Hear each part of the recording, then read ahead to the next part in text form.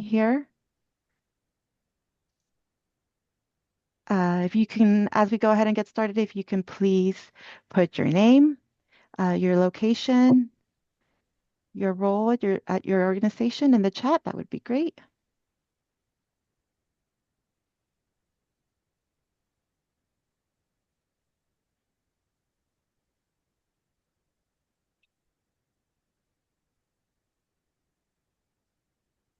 Okay, it's the top of the hour, so I want to go ahead and get started. I started the English recording. Jessica, if you can please start the Spanish recording. It doesn't look like you have interpretation enabled. Oh, Sorry to interrupt. that's okay. Maybe that's something that you can help me out with, Martha, because I don't see it on here. Let me see. I needed to request permission to record. Yes, I think I got that.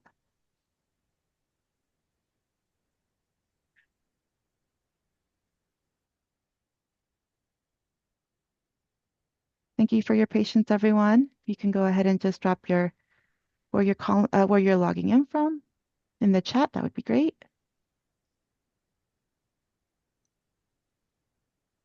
Sorry, Pam, I'm not seeing the controls for the interpretation.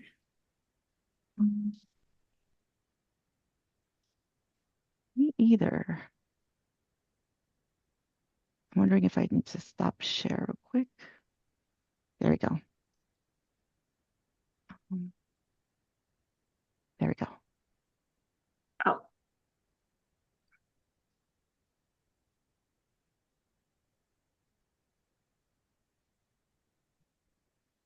If our interpreters can just confirm that I got that going.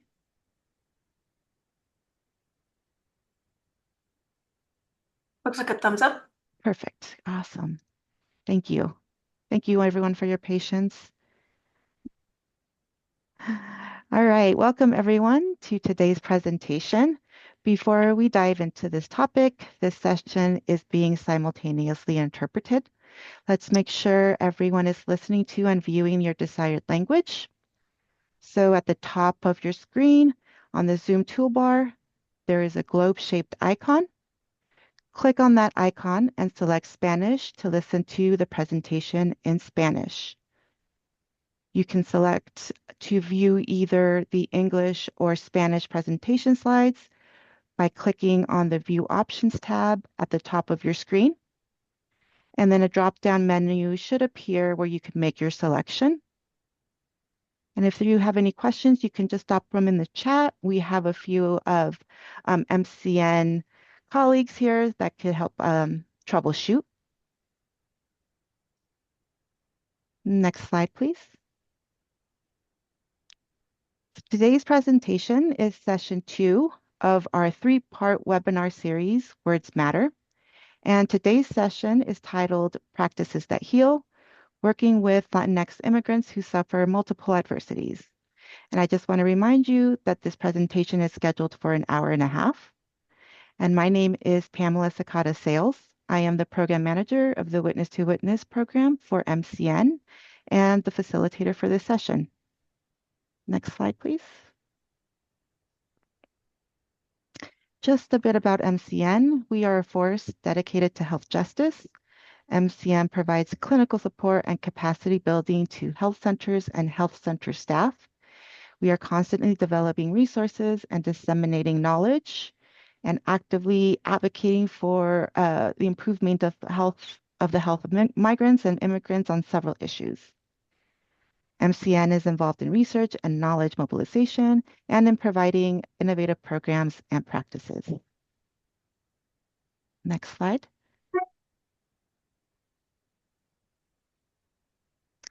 We have no relevant financial relationships that relate to this presentation, nor do we have any relevant financial relationships with ineligible companies whose primary business is producing,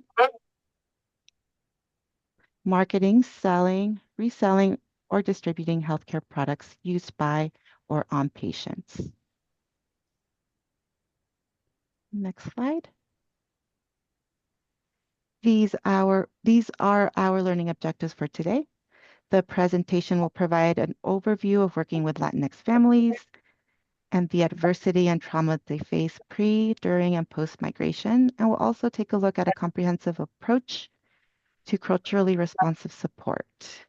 If you have any questions during the presentation, please drop them in the Q&A function and we'll address them at the end of the presentation.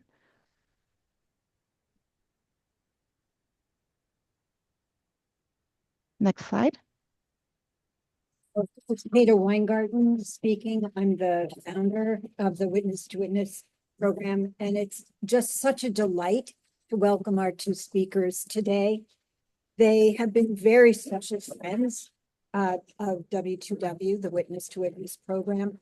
Carmen, you were one of the first people to participate in a Spanish language peer support group. That was many years ago, and there have been many groups under our bridge since then. And you've always been such a staunch supporter of the work. We really appreciate it. And all your scholarship, which is extensive, and to which we have linked, and we're going to hear some today. Celia, you've been a great supporter of me personally and of the program. I've benefited from your wisdom. I continue to learn from you, and I know I will today. Thank you so much.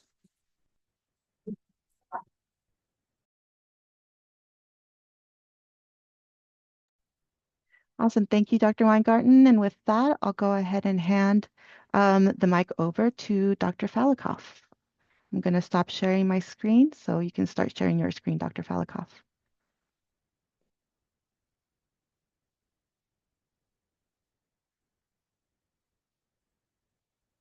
I am muted. Okay. All right. Well, let me share screen first. Let's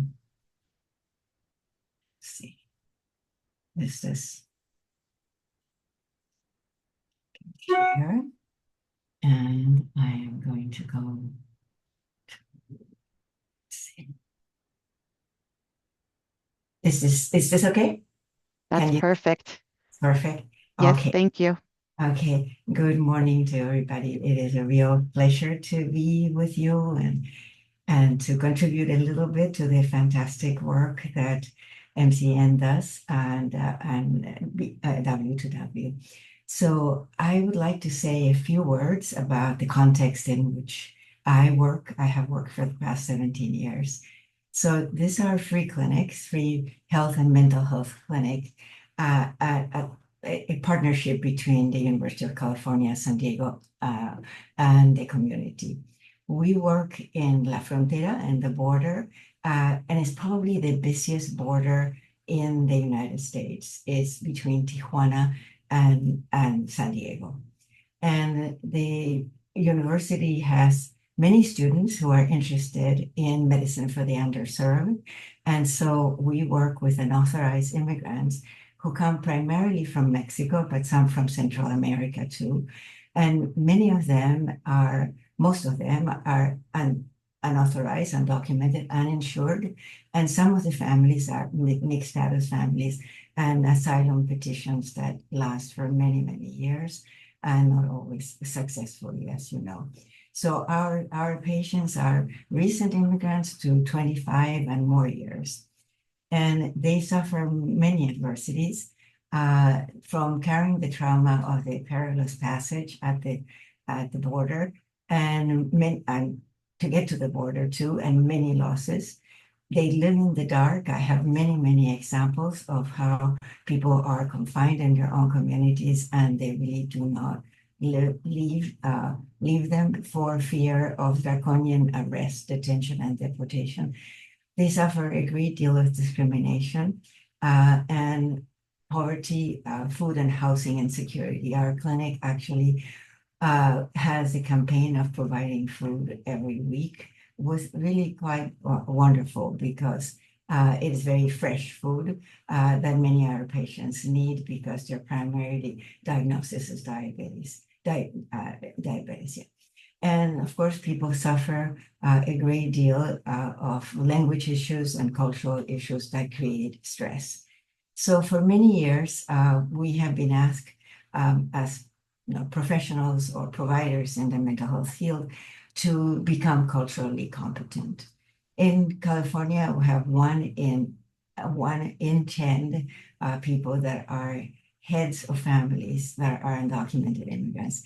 However, most cultural competence courses about Latinx have focused primarily on ethnic traits and much less on migration. So this list appeared in the social science literature. Let me just move this a little for me. I'm no longer in the slide that I was, right? So this is the slide that I was showing and appeared in the social sciences literature since the 1950s and continues to be repeated. It had the virtue of telling us one size does not fit all, but it did not apply the idea of one size does not fit all to the great variety of Latinx cultures. So I actually would like to say that cultural competence, as it's been taught for many years as ethnic traits, has limitations because it perpetuates stereotypes. Ethnic values are not static, they're in constant change. Most identities of immigrants, as well as everybody else, are multidimensional and contextual. They vary with age, socioeconomic class, education, living in urban or rural areas. Structural inequality is a term that has been used more recently and is a very important one to learn about because it really encompasses issues of racism and discrimination, mostly having to do with class and color, and is not integrated with cultural diversity when you look at cultural competence as ethnic trait only. So the other problem with seeing immigrants as ethnics is to see them as others with whiteness as the norm. And it does not consider the fact that practitioners also have a culture, as I will demonstrate today, and it's also a cultural location of power. So Latin American immigrants come from 19 to 23 countries, depending on how you count them, with different histories, population. But by and large, they're Spanish speakers or indigenous speakers, so they could be bilingual. In the US, there are 22 million Latin American immigrants. They're not all the same. So the risk of stereotypes is the danger of the single story being wrong. With good intentions, you may alienate clients, we may alienate clients using cultural assumptions that do not fit their identity or their preferred ways of being. So it is very good to ask and not assume.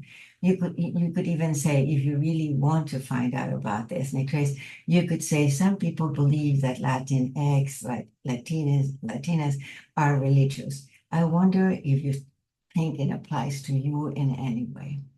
So then the answer comes from the client, really. So negative stereotypes in terms of words matter, which is very much the issues of this webinar, is language that demonizes immigrants is manufactured politically to make nationals scared of immigrants as criminals. And this language also makes immigrants scared of hate crimes, incarceration, and deportation. We hear this fear a lot at our clinics. But we do not know the impact of these allegations over time, but fear of discrimination by school, healthcare, or the law is often reported by immigrants. If we do not use the list of traits, then what can we do to become culturally aware and provide voice to the client itself? So what we can do is, to be culturally aware, humble, and just is my proposal, and it's a humble proposal. We can learn MECA. Is a multidimensional ecological comparative approach. MECA does not assume specific cultural competence in the form of traits. It offers a systematic, non-stereotype framework for the issues of cultural diversity and power inequality in the practice encounter. By taking into account 4 domains of inquiry: migration, dislocation, ecological context, family life cycle, and family organizations. These are universal parameters. Many family therapists have used these parameters over time. And I think the differences can emerge in conversations with the family. So there are topics of inquiry within each domain.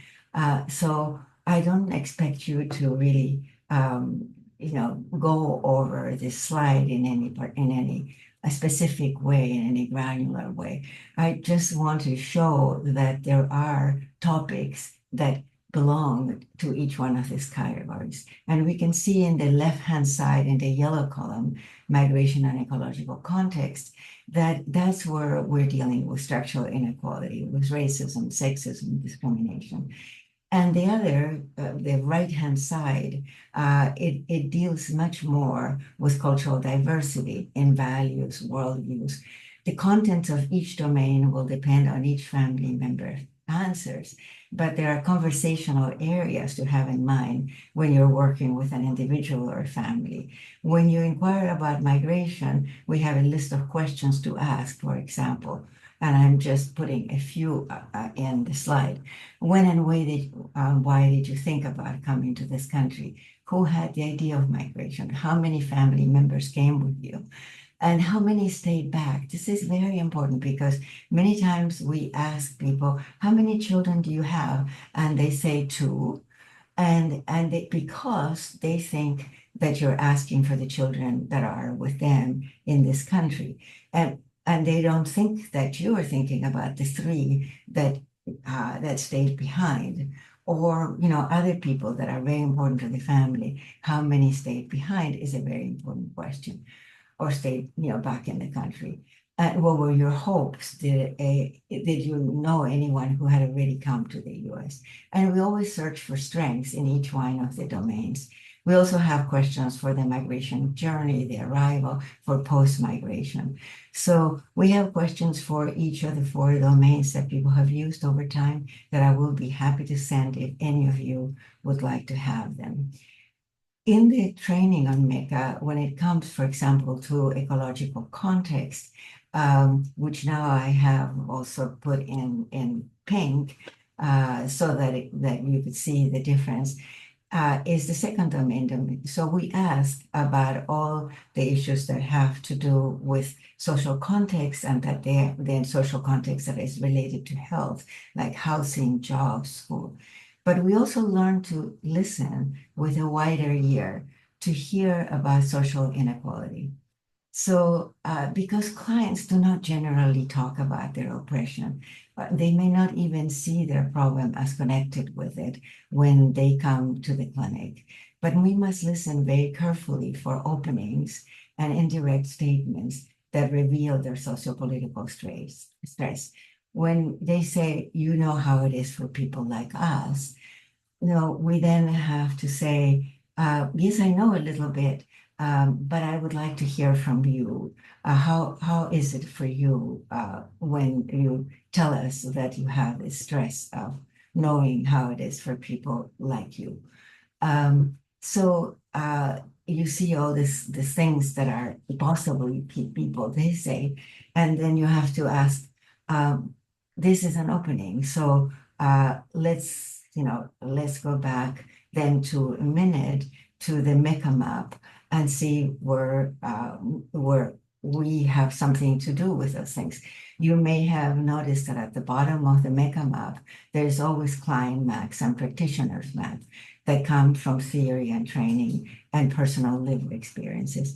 Some of our clients, when they're really comfortable with us and they trust us, they might say, well, we worry a little bit, say, for our adolescents, that many people have a different mentality than we have. And of course, they worry that we as therapists have a different mentality. So because the practice encounter is culturally diverse and sociopolitically unequal. So practitioners are not neutral. We're not neutral. We have our theory and our training and our professional status and our own cultures from personal lived experiences. So, and we have the power to influence or impose reality. So this recognition is to have cultural humility. The notion is not really new. I had first learned about it in the literature of family medicine, where physicians learn that the patient is the expert about their culture and context. And we must also reflect about our own cultural values, our race, our class. Recently, we had a conversation with patients in the free clinics about activities they would like to have for themselves. In the first place, the vote went to Tai Chi. The second most popular vote went to yoga. Since all these women are from rural Mexico, they gave us an example of how far transnationalism has traveled and our own limitations in assuming that they would like to learn Mexican dances. We also use stereotypes, and we must be open to the possibility that people are constantly changing. And so using MECA maps as our templates or tool or resources in the form of, they look like this in this form. So clients are their own meaning experts. The MECA map is a tool for sociocultural conversations with clients. You can field each area with answers to the questions you have asked or things that clients have said spontaneously. In real life, not in PowerPoint, MECA maps may look like this for clients. They're really not difficult to do once you do it a couple of times. And then practitioner self-reflexivity and humility can also be facilitated by using the same four MECA domains. It would look like something like this. The C in MECA means comparison because the practitioner can also profit from self-reflection with a MECA map. So by comparing cultures and sociopolitical context, practitioners can discover cultural borderlands and zones of dissonance with immigrant clients. Today, I'm going to only cover some aspects of the migration domain because it is one of the very rich areas to learn about. So let me start with the idea that when someone leaves, someone stays behind. Separation is at the core of migration from country, language, community, family, and they become forms of psychological homelessness. And it has the separation from children has been going on for a very long time. So you look at this research from 2008, the percent of children that were separated at some point in the migration, it could be a short time or it could be a very long time. So I have it marked in yellow to show how staggeringly high they are, particularly for Central Americans and for Mexicans. But unlike immigrants in the past, today's immigrants are really transnationals who can keep economic, cultural, and emotional ties with their countries through cell phones, WhatsApp, watching the same TV shows. There's a wonderful research in Honduras that shows that immigrants from Honduras watch the same telenovelas of their families or their friends that they left behind. And sometimes it may be easier to talk about telenovelas and to talk about the adversities and the hardships that they didn't imagine they were going to find. So it is possible then to live with two hearts instead of a broken heart, like immigrants did in the past when communications were extremely expensive and cumbersome. So this metaphor, the two hearts, seems to capture immigrant feelings as many identify with it.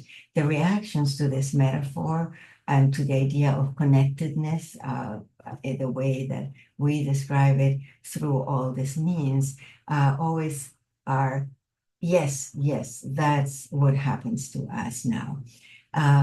But there's also migration relational trauma in terms of living with two hearts becomes overriding and with no communication, when we witness, like we had recently, an unprecedented inhumane government policy of forcible separation of families, of which we have not yet seen the full mental health consequences.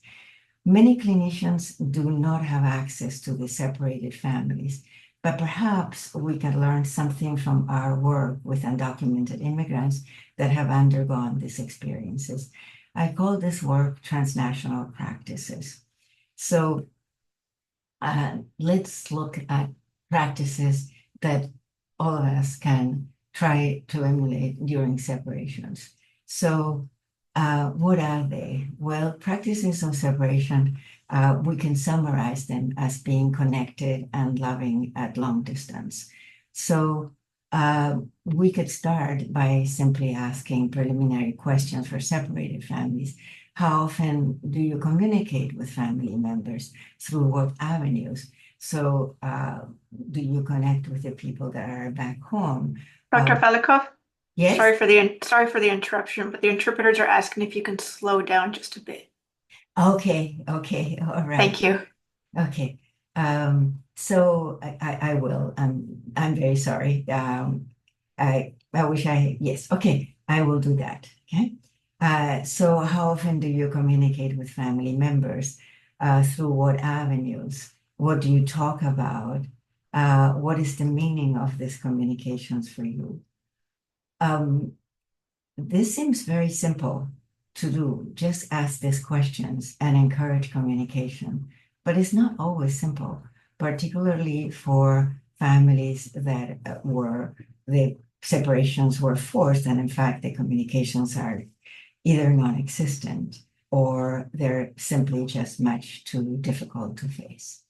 So am I doing any better? For the Yes, yes. thank you, doctor.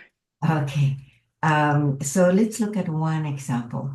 It's mother's pain, traumatic separation.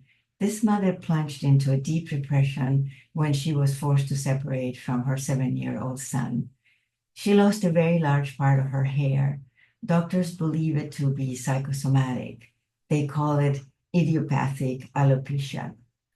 It looks like she's fashionable, with this beret, but actually she's wearing a wig with a beret.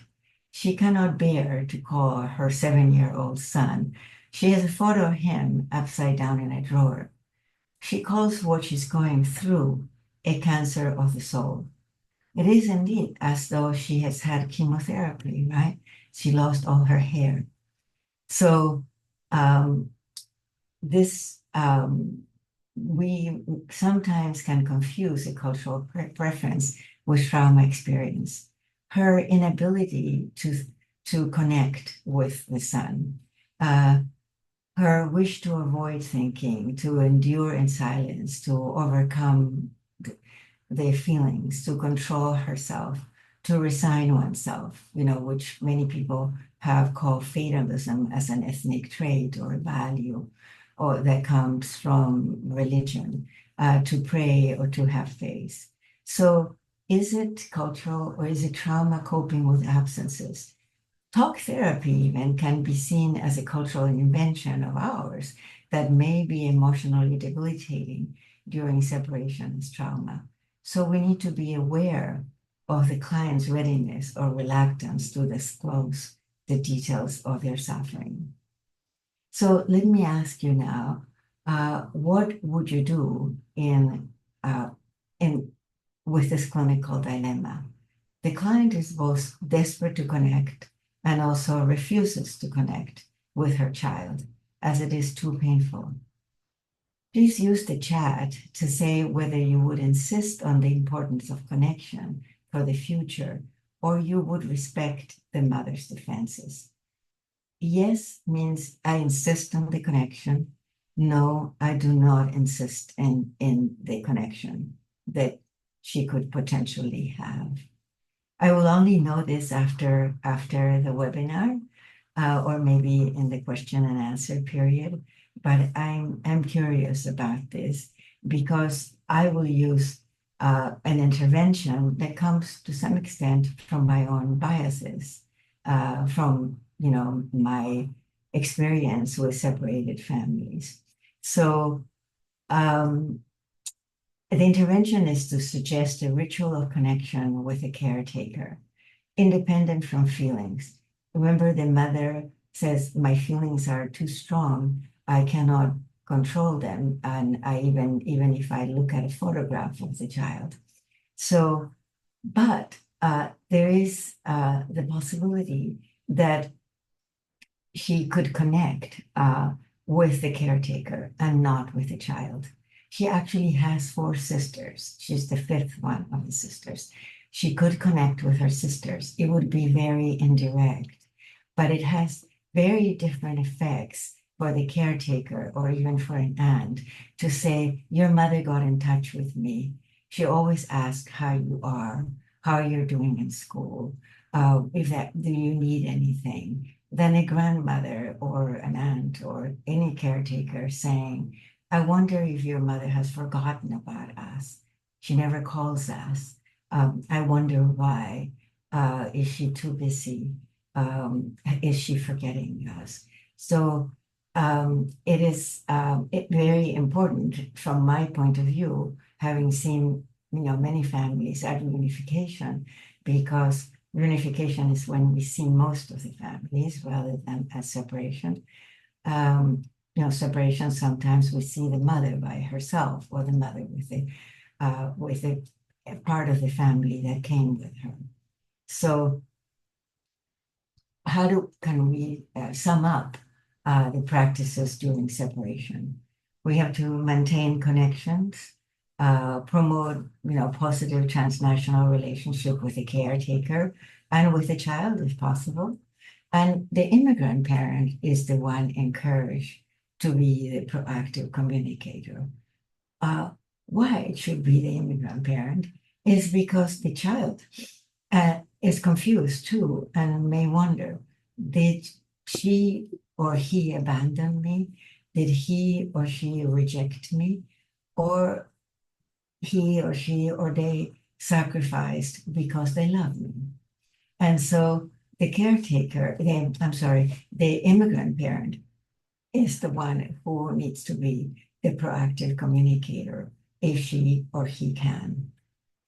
So let's look at practices of unification, which we can call reconnecting and repairing bonds.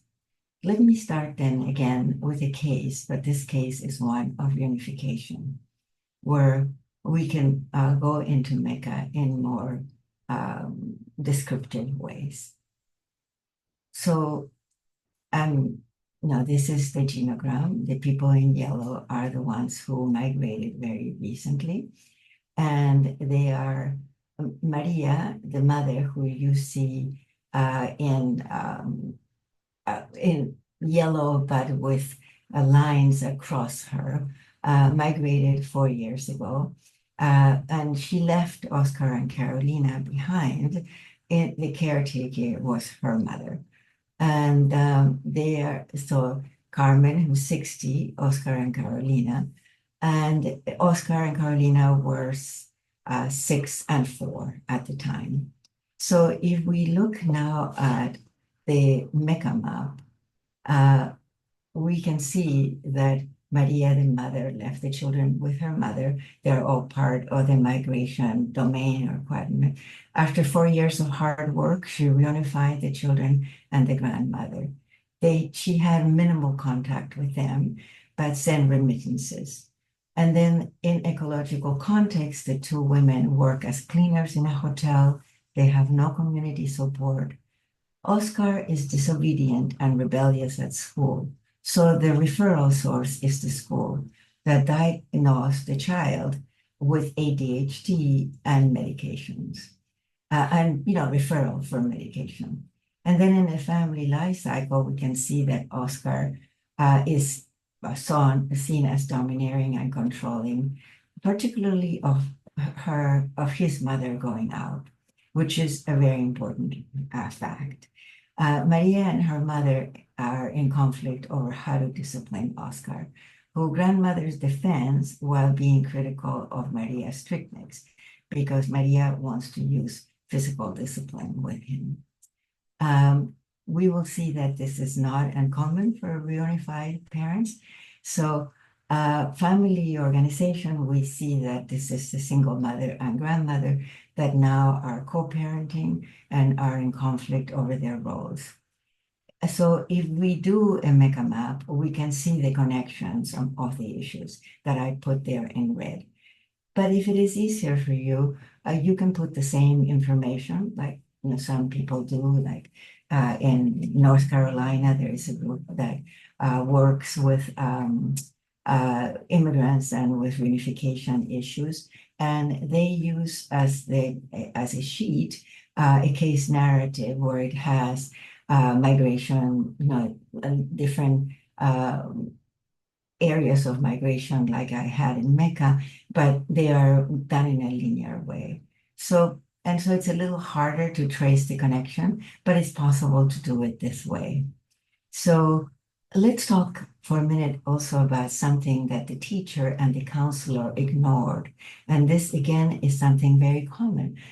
They diagnosed the child as the ADHD and referred for medication without any consideration of the child as a new immigrant, the relational tensions of family separation and reunification. The cultural beliefs towards medication for children were not explored either. And the symptoms of trauma in children can look like ADHD.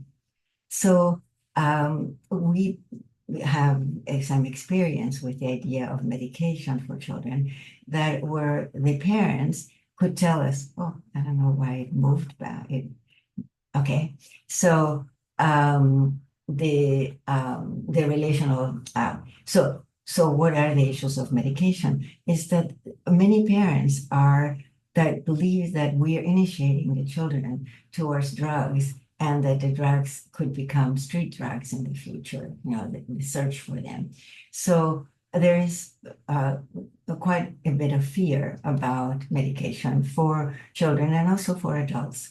So and later on, the teacher who we were in consultation also said that Oscar acted as a typical domineering Mexican male, using what in some ways an ethnic trait that becomes a discriminatory stereotype. And it was better, these are the words of the teacher, it was better to catch this in time. So because they saw what was happening with Oscar as completely universal and separated, or ethnic and separated from any understanding about what children go through in reunification. To sum up then the practices of during reunification, we can make meaning out of the separation by talking about what were the reasons for the separation. And in many cases, they're very complex. They're multidimensional.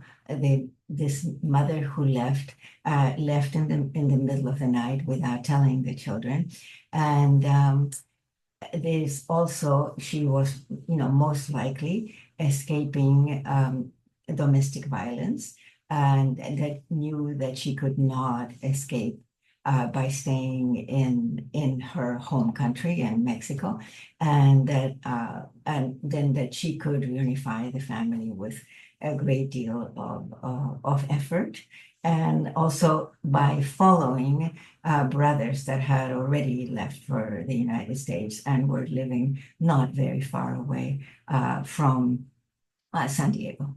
So, but you'll see that we do also have a way of doing a catching up life narrative which can bring out many of these issues.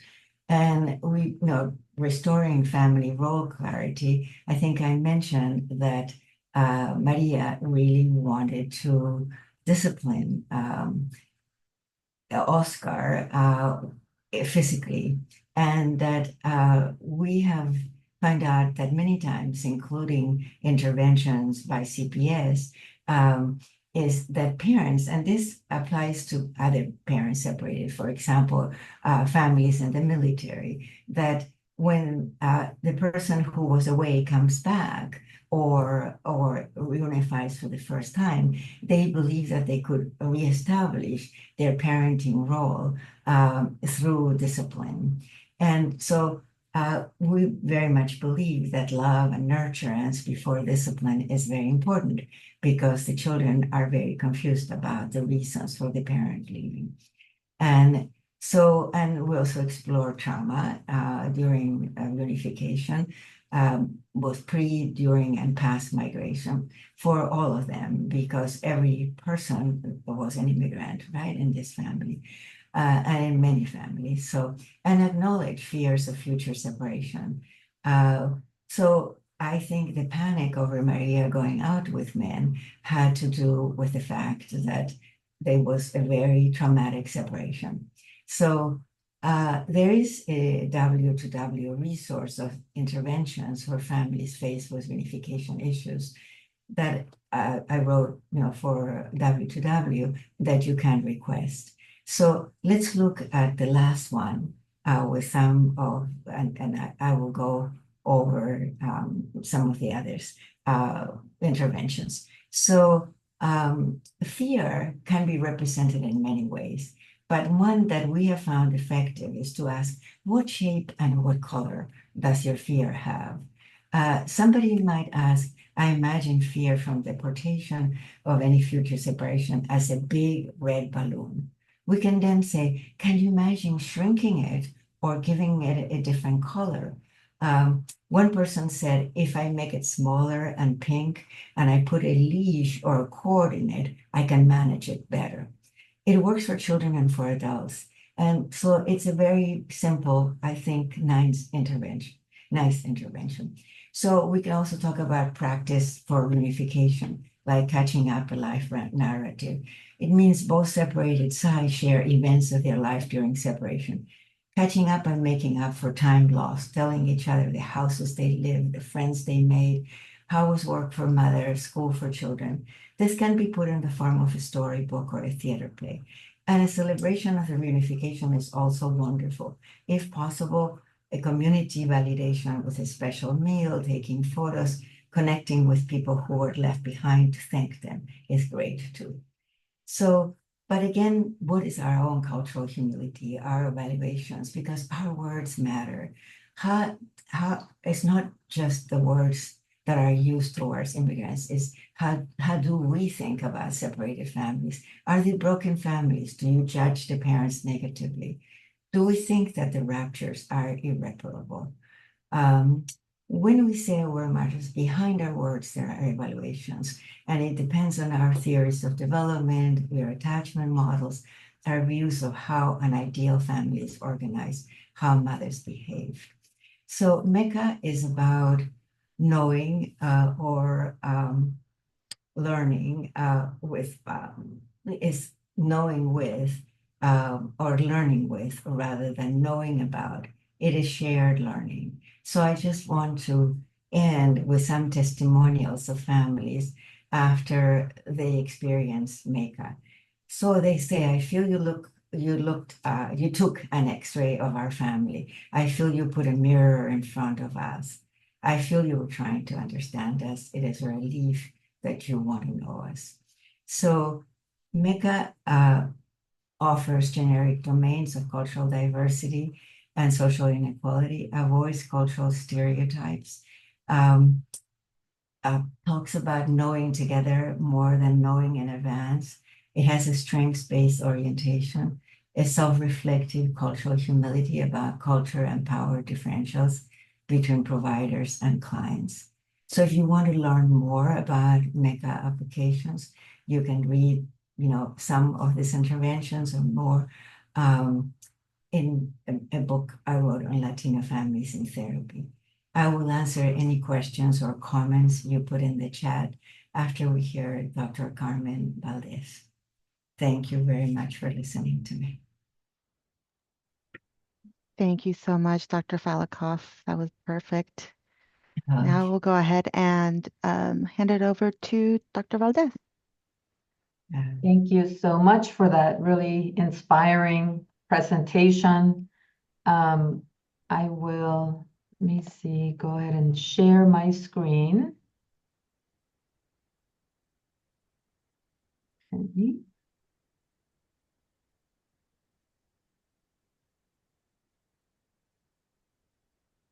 Looks Okay. good. Thank you.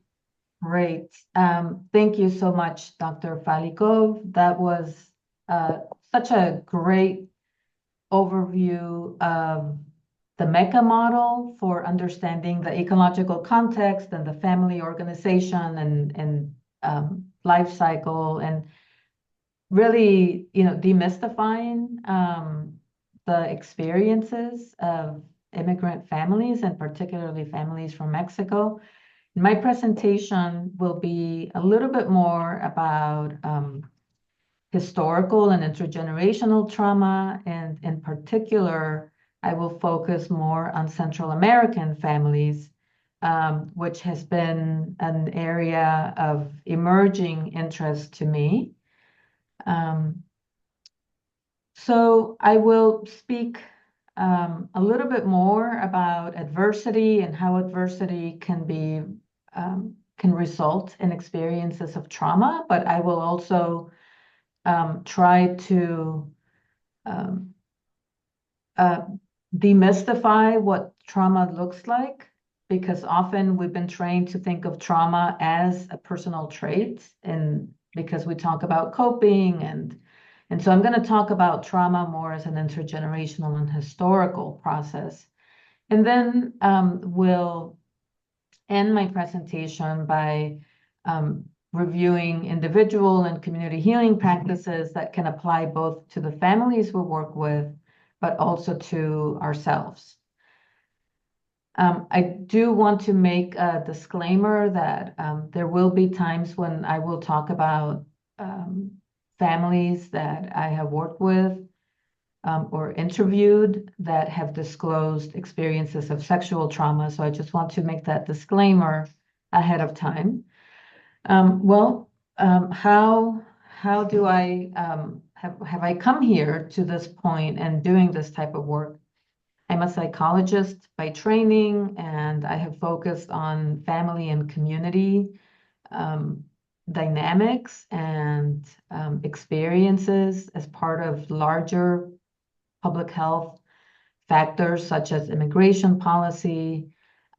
But I have taken a particular interest in how families make meaning of their experience and how they navigate everyday life experiences. And that's part of a study, a longitudinal study I've conducted that's called the Life of Immigrant Family Study.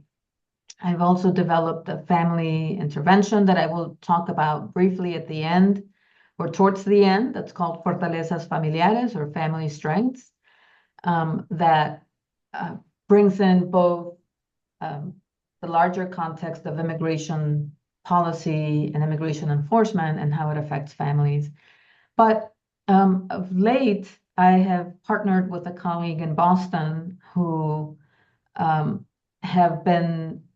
we have been interviewing and getting to know families of Central American background in their experience of intergenerational trauma.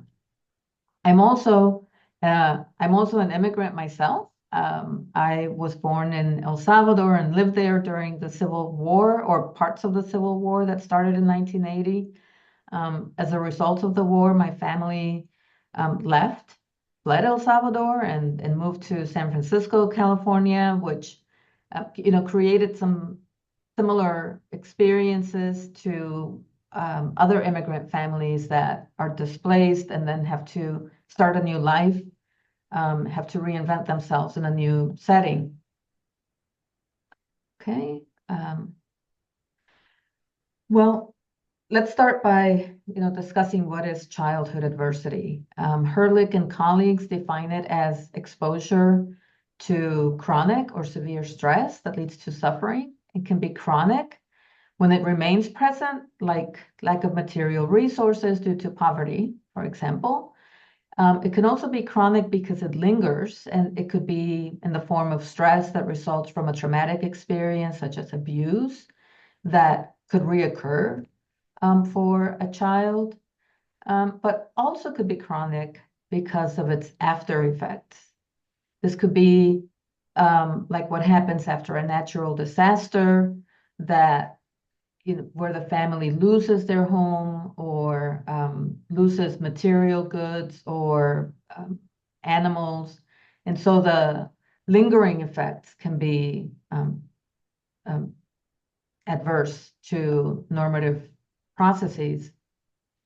But adversity can also be severe. It could be severe, like in the form of gang violence that can really take a hold on families' lives in in certain communities.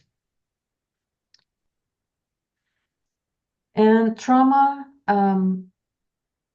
has been called by some, such as Robert Enright, as an injustice.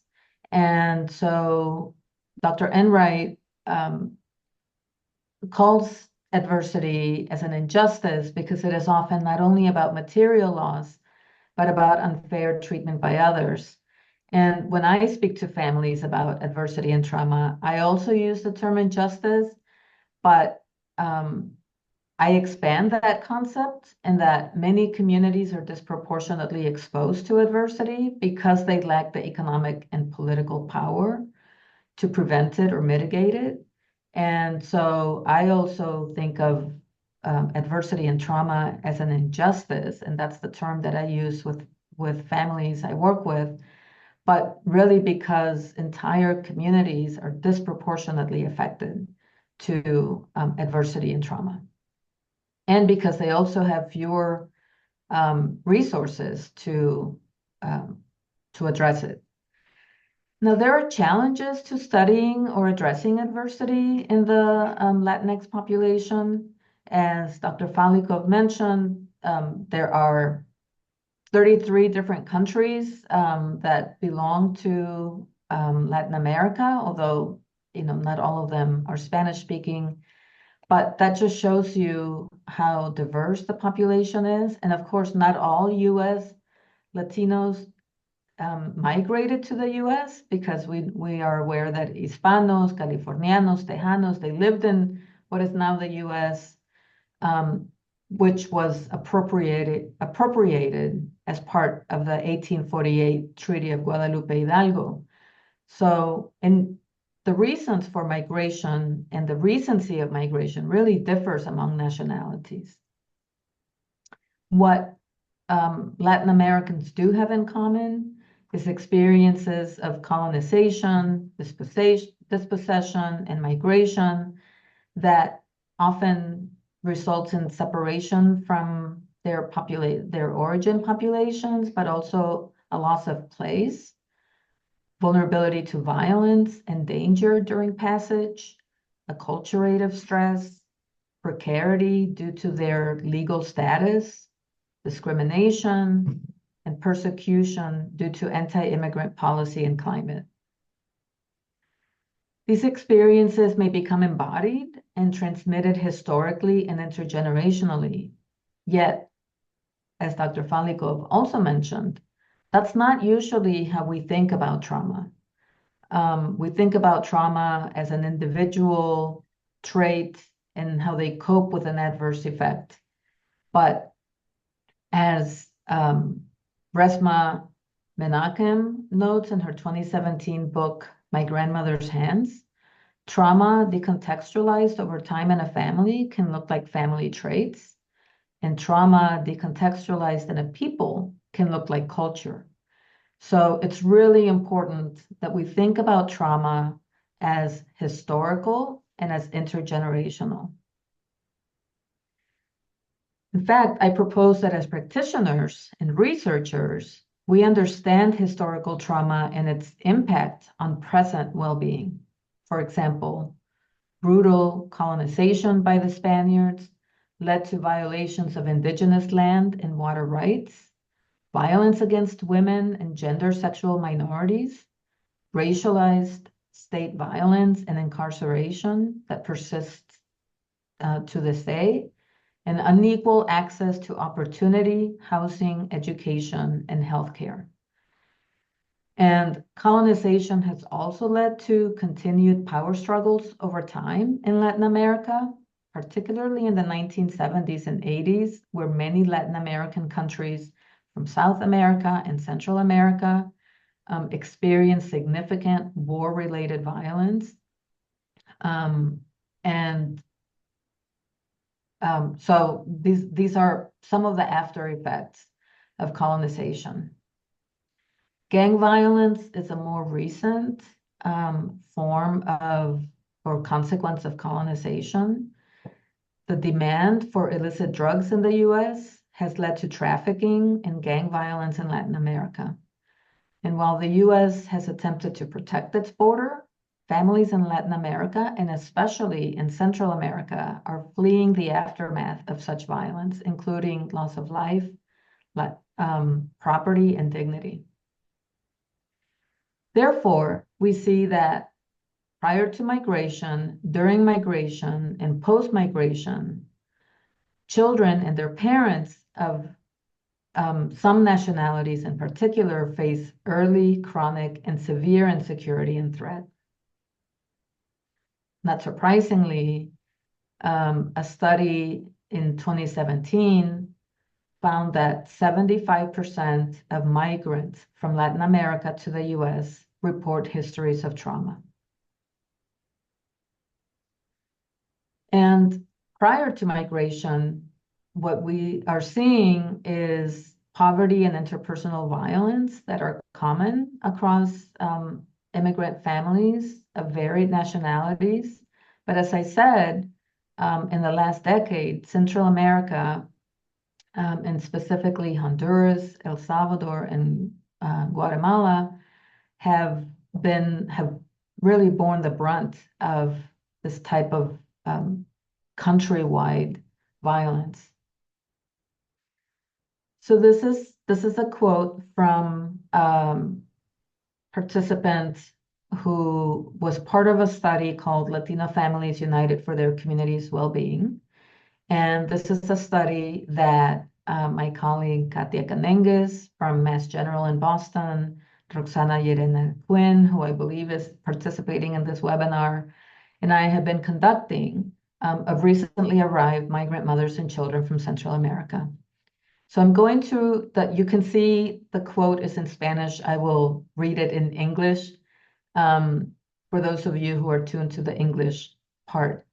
It says, I left my country because I was fleeing gangs.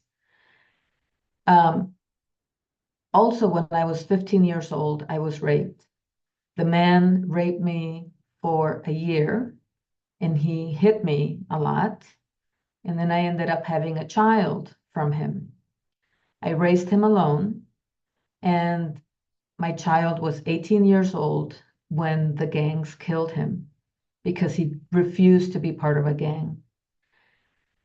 My daughter, who now is 12 years old, or is about to turn 12 years old, they hurt her very much, referring to gangs, because they wanted to rape her as well. So we had to leave. They hurt me. In truth, I have been in this country, meaning the United States, but nothing has gone well. I haven't been able to find a good job, and I've been fighting for I can't even return to my country because for my safety and my children. That's why I had to leave. The time I was in Mexico, meaning in transition to the United States, I was kidnapped for 6 months, also with my children, right before or right after I lost my other child. Even so, I always fought for my family. I live alone. I don't have help from anybody. I don't have family. You can see this, this story, which is just incredibly excruciating and traumatic, as she told this story, crying, sobbing in memory of her son. And we met many mothers who told similar stories to this, both prior to their journey to the US, during their journey, and post-migration. And these stories, really show just how much strength there is in these families to continue fighting and to always be in search of a better life.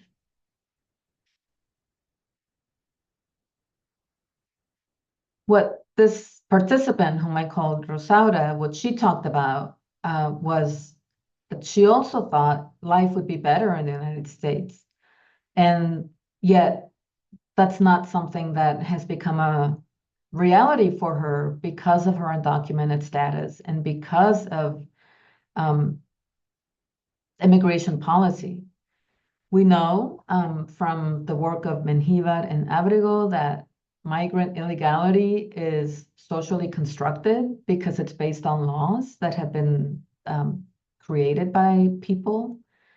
And these laws basically create a stratification of who has access to services and who doesn't.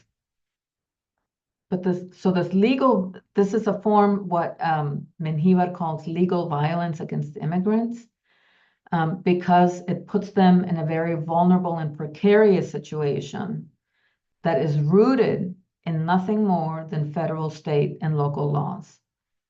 And yet, these laws promote a climate of insecurity and suffering that is linked to mental health symptoms in children and in their parents as well. One example of this type of legal violence is what happened in 2018 under the Trump administration with the zero tolerance policy. So almost 2,500 children were separated at the border from their parents between May and June of 2018. Immediately prior to zero tolerance policy, an additional 1,700 children had already been separated as part of a pilot of the law.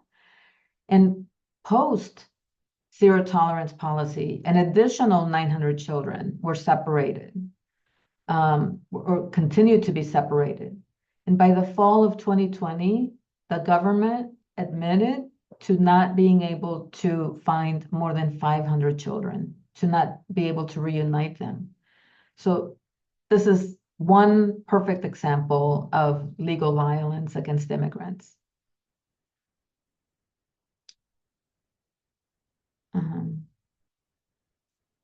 Sorry, the slide is, okay, there we go, yes, okay. So my colleagues and I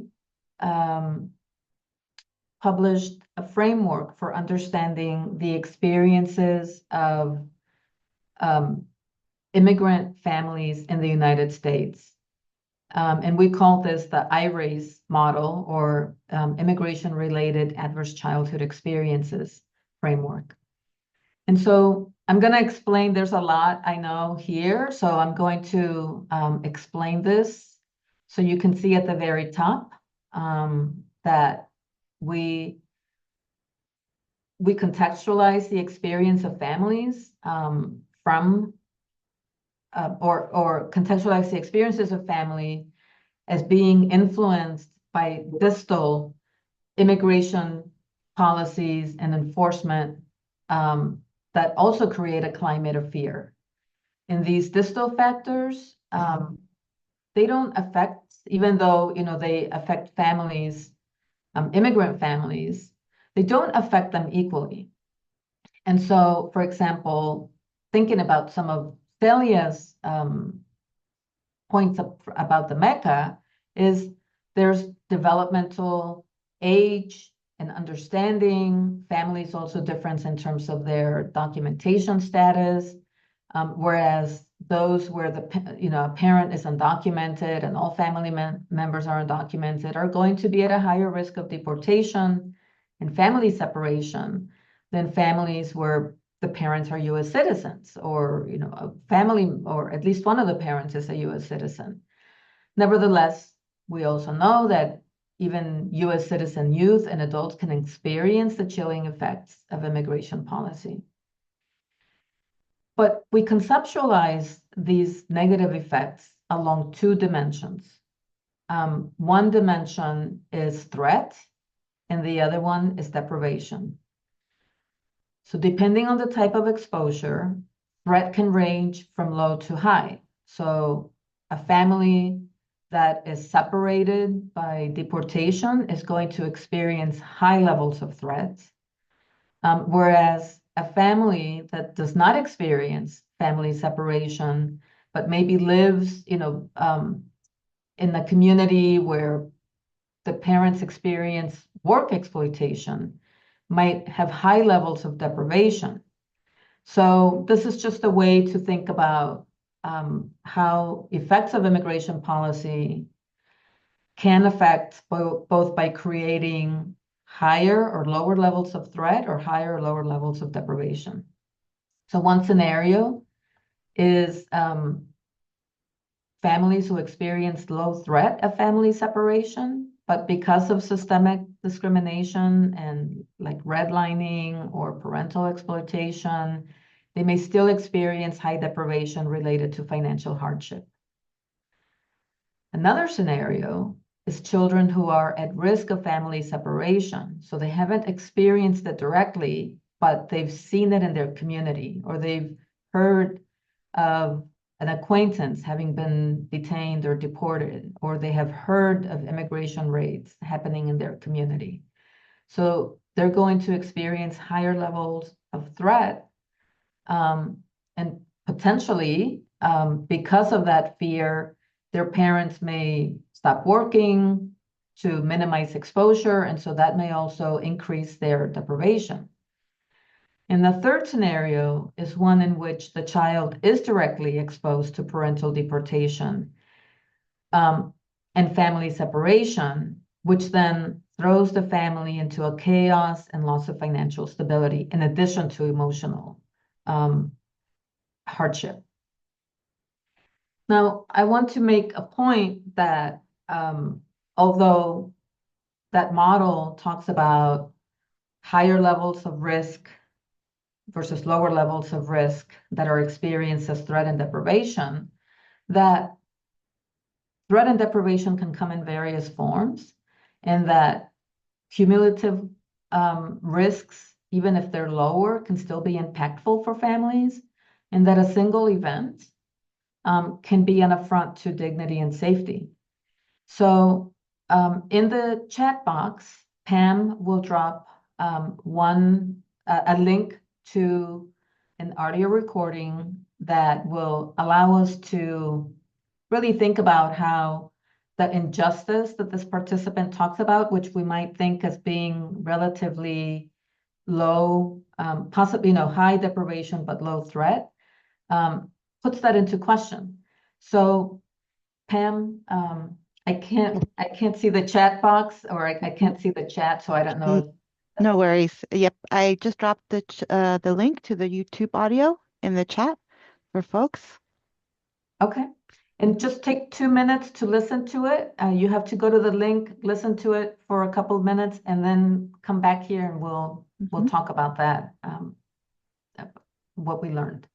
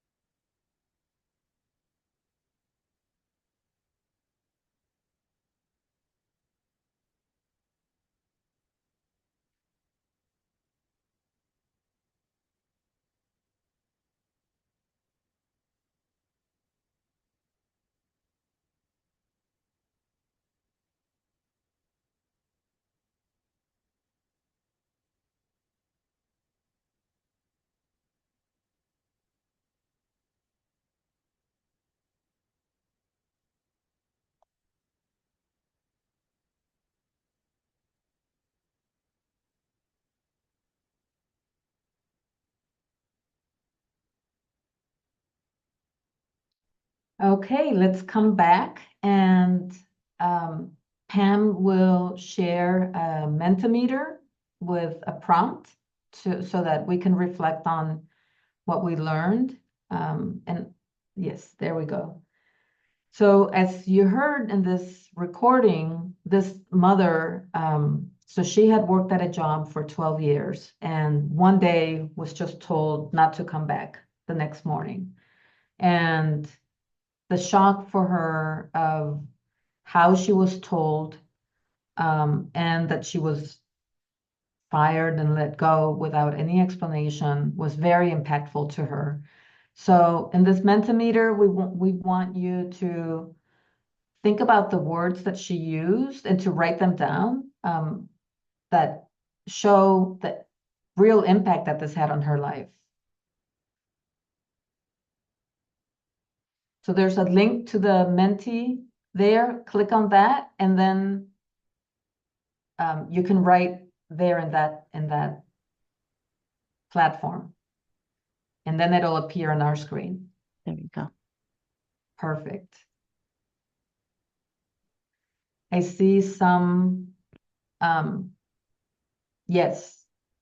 We also have some comments in the chat, Carmen. Yes, I see them. I see them. So she was shocked. She couldn't believe it. It was a humiliating experience. She felt impotent, impotente.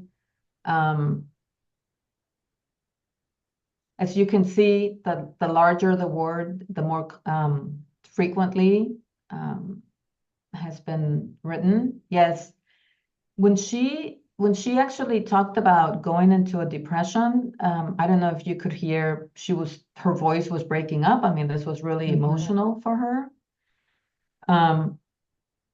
In the chat, I'm also seeing things like desamparada, so feeling helpless, frustrated that this was an injustice. So this is an example of a situation. I think you can stop. You can stop it now. Thank you. And I'm gonna share again. This is a situation where you can see, just a second.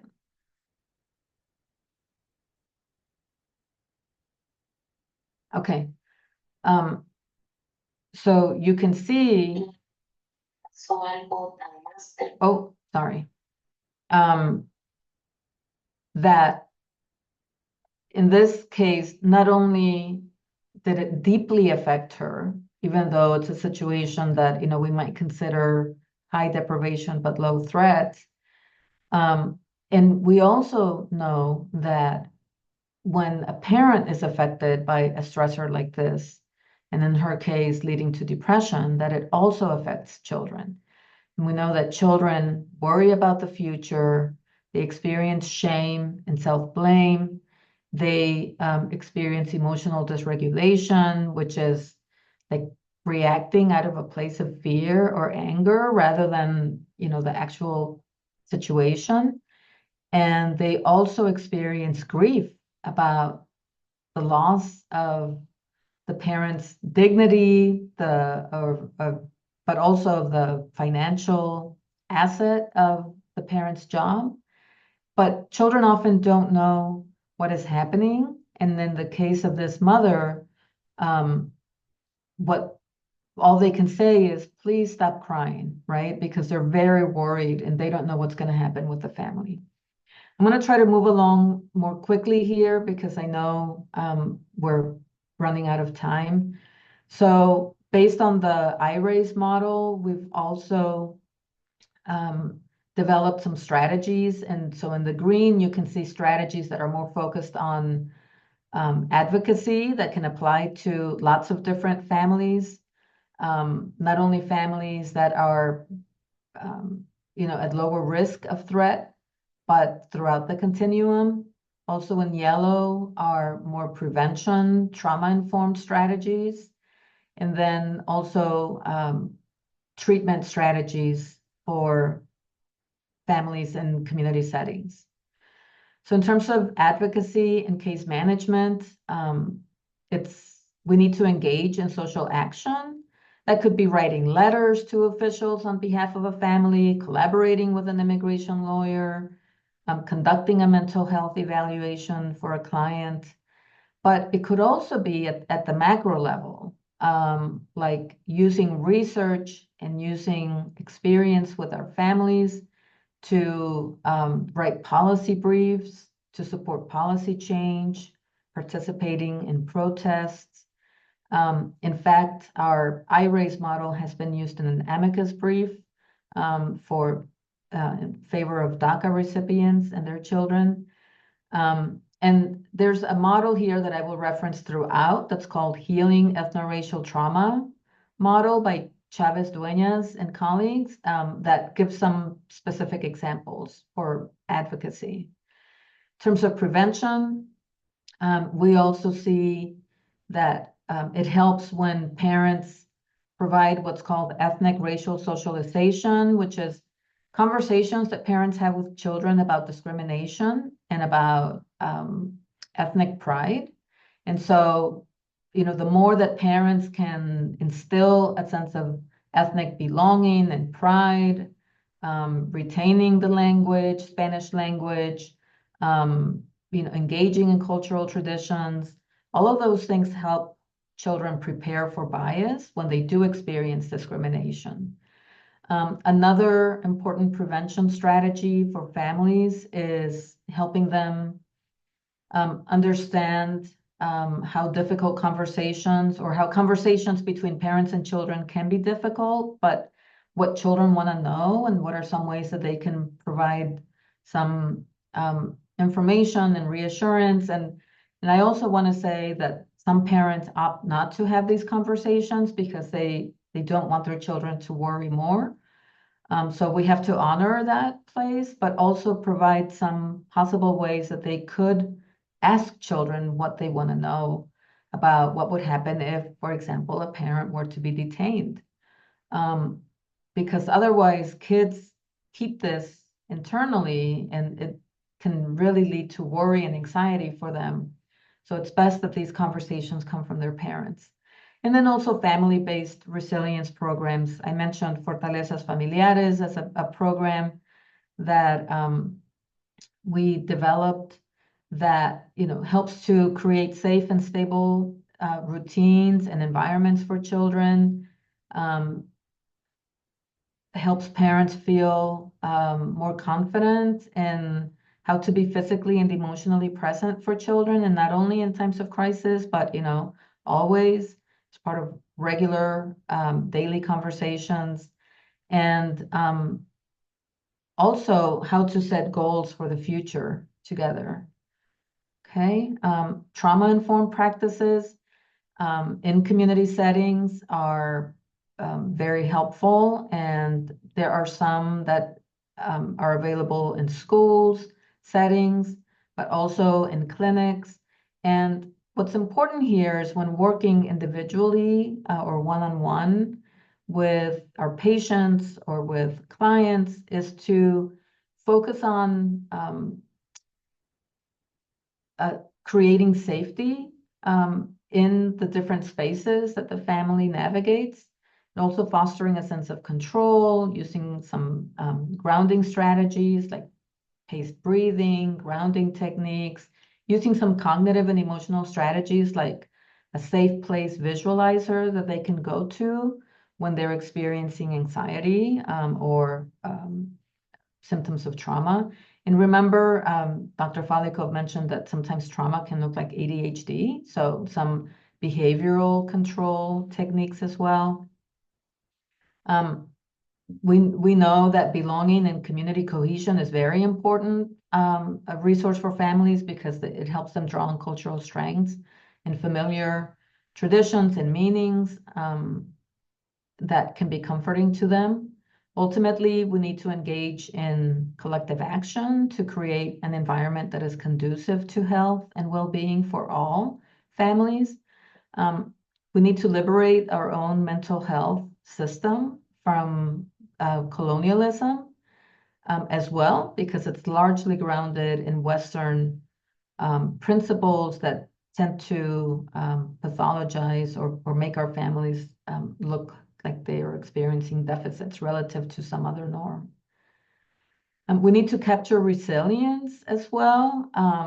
And I'm not going to explain this in great detail, just to show how, transmission of trauma can be mitigated also by transmission of resilience here. And in the case of the mother who was unfairly let go from her job, one of the things that she talked about is just how much love she put into her job. And so that was an opportunity to ask her, where did you learn that strong work ethic or that value of gratitude? Because she talked about how sacred work was to her. And, who taught you those lessons? And so, she talked about how her parents were the first to, to teach humility, love of God, good principles, respect things and people, and how that was instrumental in her, this principle now that she has of having a strong work ethic. So that was an opportunity to then also think about how she instills this in her own children, this strength, this source of resilience in her own children. I have found that groups for women or for families are really helpful in terms of providing support, social capital, and celebration. And we have a link that I don't think we'll have time to listen to, but Pam sent it ahead of time. And so I encourage you to listen to it, where a mother talks about her personal goal, her main motivation to come to the US, and how all the other women in the group just celebrated her for her accomplishments. And it was just really beautiful to see how we can all support one another. So I'm going to end by just in conclusion, encouraging the audience to think about adversity and trauma in terms of historical and intergenerational, and also think about different levels of intervention. And some of the grounding techniques and self-care techniques that I talked about that I think we need to start with as practitioners as well. So that is the end of my presentation, and I will stop sharing and open it up to Pam. Thank you so much, Dr. Falikoff and Dr. Valdez, for such informative presentations. Let me go ahead and just share my screen real quick. Great. This is Dr. Falikoff and Dr. Valdez's contact information. I do want to remind folks that you will be receiving a copy of the PDF slides in a few days. I don't see any questions in the Q&A, but if you all have comments or questions, you can drop them in the chat, and we will be making a copy of it and giving them to both Drs. Falikoff and Valdez. Well, I will make a comment. I anticipated that I would learn a great deal, and that has been proven correct. There's so many things I want to go back to. I'm delighted that we will be sending out the PDF of the slides.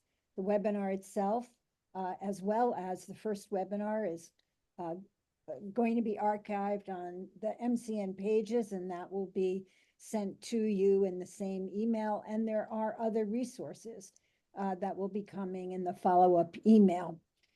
Thank you, everybody who participated in making this webinar just run so smoothly. There's so many pieces to it.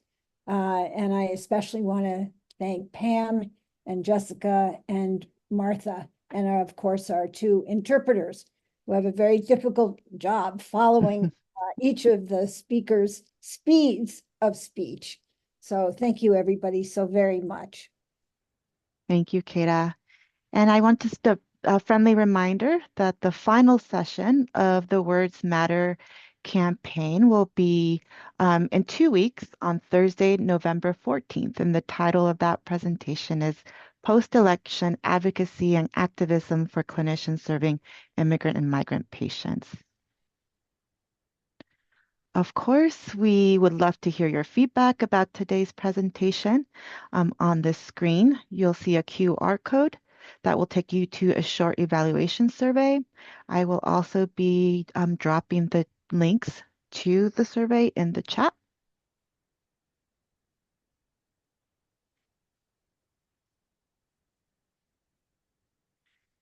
And again, as a reminder, you'll receive a follow-up email in a couple days with the link to the recording of the session and also with a PDF copies of the slide deck, as well as some additional resources from both Dr. Falikoff and Dr. Valdez.